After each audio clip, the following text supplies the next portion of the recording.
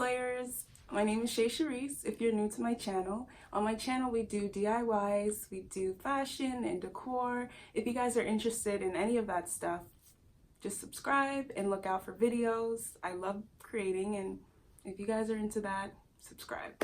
So today's video is gonna be on Kennedy Cymone's Y Project heels that I DIY'd for her. My friend Jalen actually hit me up and said he needed some dope shoes made. I was already planning on doing these heels, so it was really cool that I actually got a chance to do it a little bit faster than I anticipated. But I'm gonna show you guys the process and just some details on these heels, because I want to give you guys a background on these heels because they've been everywhere recently. I just, maybe as of the last year, been seeing Y Project designs like all over Instagram. They've been going pretty much viral because they are originally known for making the UGG boots or the UGG heels that you see in Rihanna wear.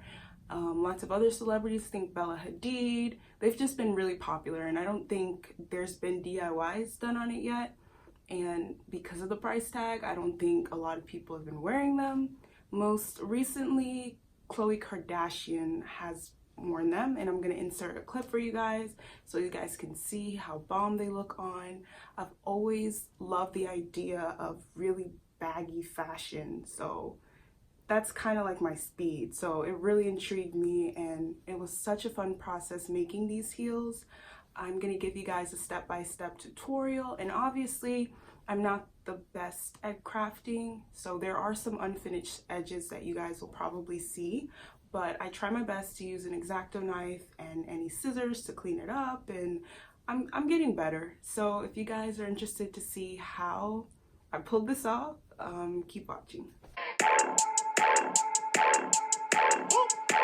Alright guys, so I'm showing you guys a close-up look of the practice heel I did off camera because I did not want to mess it up on camera. I had to redo this part of the heel maybe 5 to 6 times. I didn't like how it was turning out, didn't like how it was puckering. So I recommend that you guys test out the actual method on a boot that you don't care about, because you do not want to mess up on your actual boot because it's not going to look good or professional. So I start out by using a piece of rectangular fabric. It doesn't have to be an exact rectangle or an exact square, just enough to cover the front toe of the heel. And what I learned is it's easier to start out with the front toe, put a dot, and then make your way around the actual heel by pulling it really tightly while you're gluing. This will give the most seamless effect, so the whole front of the heel will have this continuous layer of fabric. At first when I tried this, I used my scissors to cut down the middle, and then I tried to fold it over, but that method is not good. It looks really cheap. So I would definitely recommend you just use one continuous layer of fabric, even if it doesn't line up on each boot, if that makes sense. So right here, I'm cutting off the excess around the bottom of the boot, and we will finish that and trim it up later. And then for the back of the heel, I do the same thing, but I put glue along the whole back and I pull it really, really tightly just to get it a smooth surface. And then after that, I'll trim around it. Using the X-Acto knife, I pick up any glue or any extra thread that might be left over. And I'm gonna do the same thing on this side with the zipper, just folding it over so it has a nice clean edge. I find that if you fold the fabric over, it'll give it a better edge. So this is what that looks like now. And then I'm just cutting the actual boot part of it, if that makes sense. And I'm just gonna fold it over so I can have a clean edge at the top. And I do measure it wider than actually how big my calves are, if that makes sense.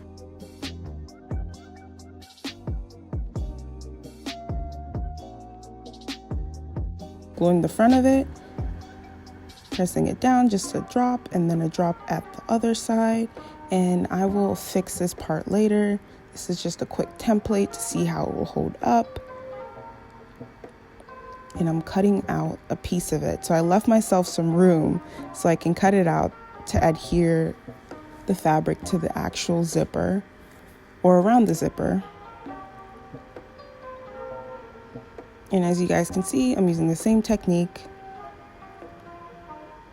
Around this part, I tend to fold over the fabric so there's no visible thread anywhere. And then I pull the boot out, and I love these boots because they're super stretchy.